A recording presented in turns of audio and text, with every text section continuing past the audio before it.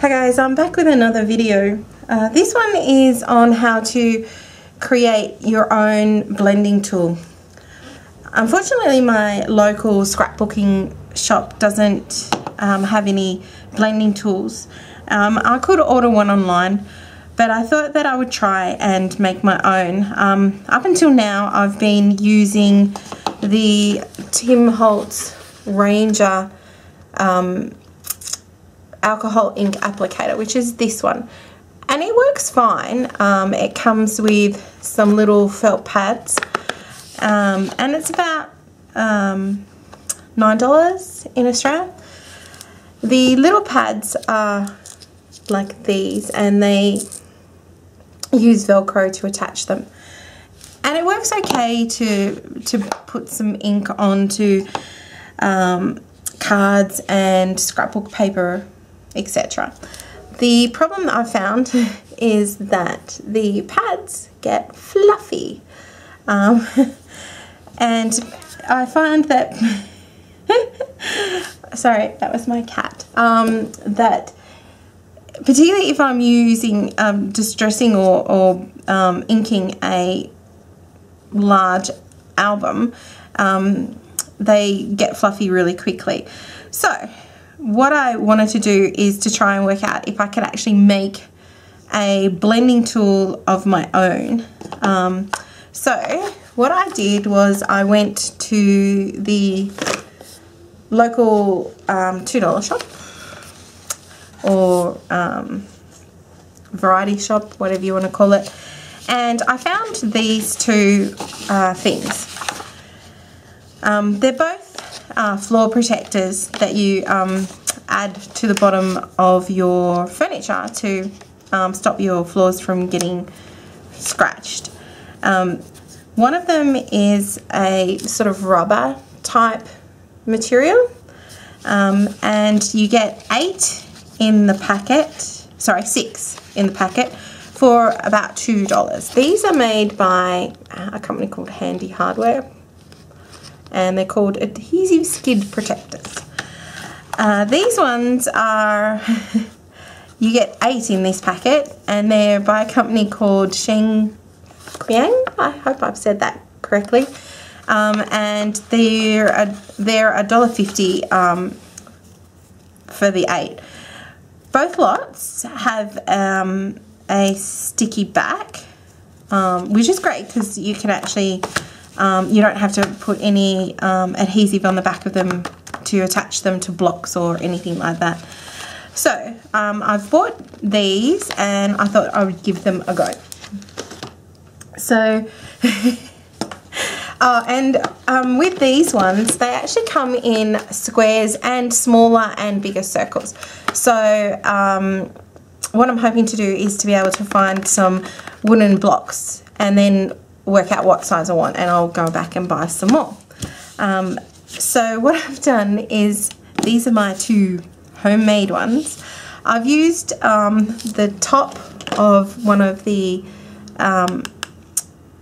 adhesive applicator bottles for this one at the moment, and for this one I've just used the cardboard roll that went inside some garbage bags, and I've just stuck them using the adhesive. You can see they're quite sturdy, they're not going anywhere.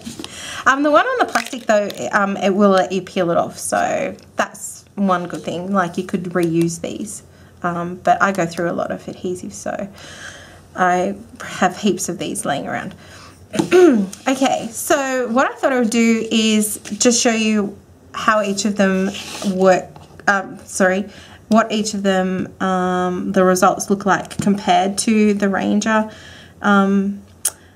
ink applicator. I know this is not a blending tool, but it's what I have at the moment, so it's just an option for me. I'm sure that I would love the blending tool if my local scrapbook shops stock them, but they don't, so I thought, yeah, give it a go.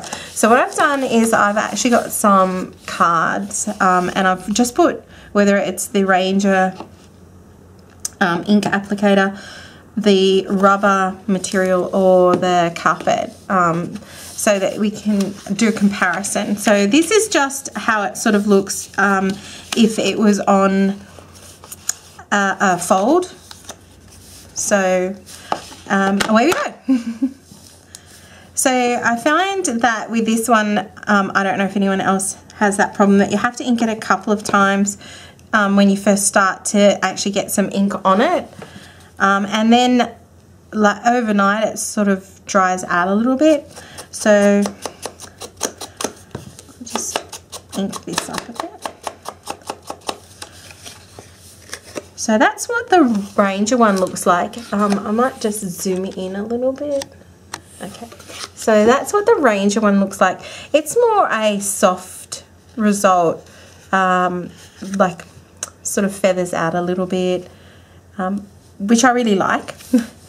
This is the rubber one. I find that the ink, I've just pressed it on the stamp pad so you're not going to see, but it actually seems to stay a little moist on the rubber. I tried this out last night, and when I got home and picked it up, I actually got ink on me, as you can see. So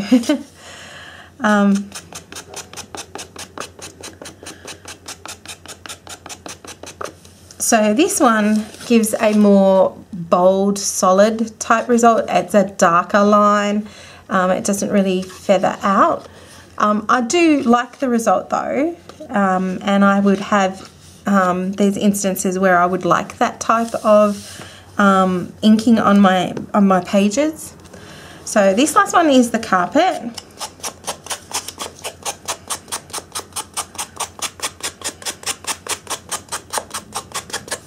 Okay, so once again, it's a softer one, similar to the Ranger. It is a sort of feathery result as well, but not as much as the Ranger. I still like it, and I think that if you actually sort of just tilted the paper a bit, which I'm doing now, you can get a similar result that you get with the Ranger. So that's what they look like on a fold and on white sort of cardstock. But what I've done is I actually got a piece of white cardstock, but so you can see how it works around the excuse me, edges. So once again, I'll do the Ranger one first.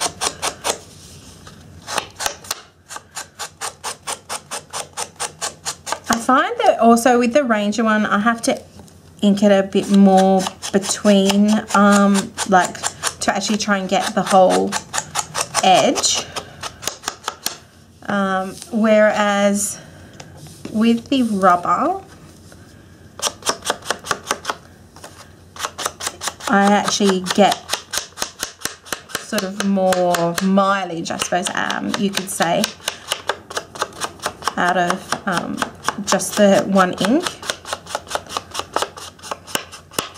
Okay, so I don't know if you can actually see that. I don't have another piece of white cardboard here. Oh. Yes, I do. Okay, it's a bit of a crumpled piece, but so you can see the rubber one is much more defined than the Ranger one. It's quite soft, a nice soft effect. And now I'll just do the carpet one. The carpet one as well seems to go a little further. I think it's because the carpet, I don't know if it is even carpet, it's like a fibre. It seems to be quite dense, and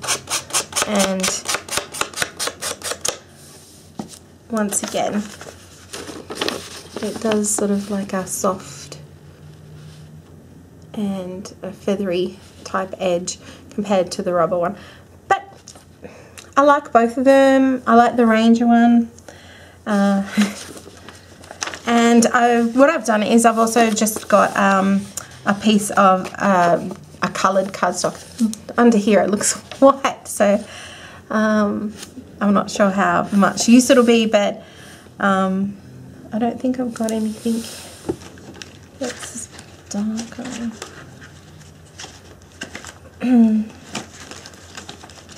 look.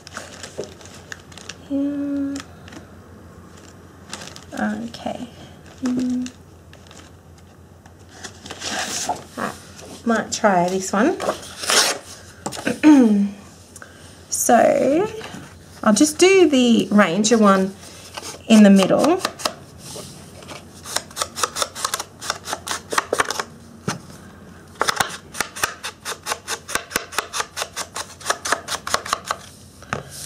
And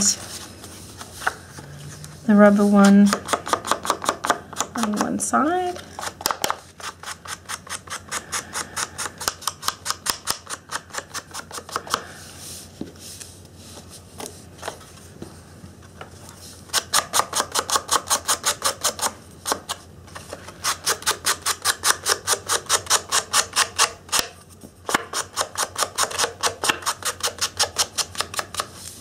Okay, so this is the Ranger one at the front, and this is the rubber one on the side, and the carpet on the other side. So they ink up on darker sort of colours quite well. I find that the rubber makes it stand out a lot more. So, but once again, like I could use all three of them and it not be a problem. So, one thing that I do find though is the Ranger one. So you can see it's starting to get a little fibery. And whereas the rubber one, there's no difference other than it's got ink on it. And the carpet one, it's got a couple of little fibres, but they're sort of attached, they're not really coming off. So I'd recommend either one of these. And if anyone has any suggestions on what they have been using maybe for their blending tools, I'd love to hear from you in the comments. Let us know what sort of things that you've been using. Okay, bye guys.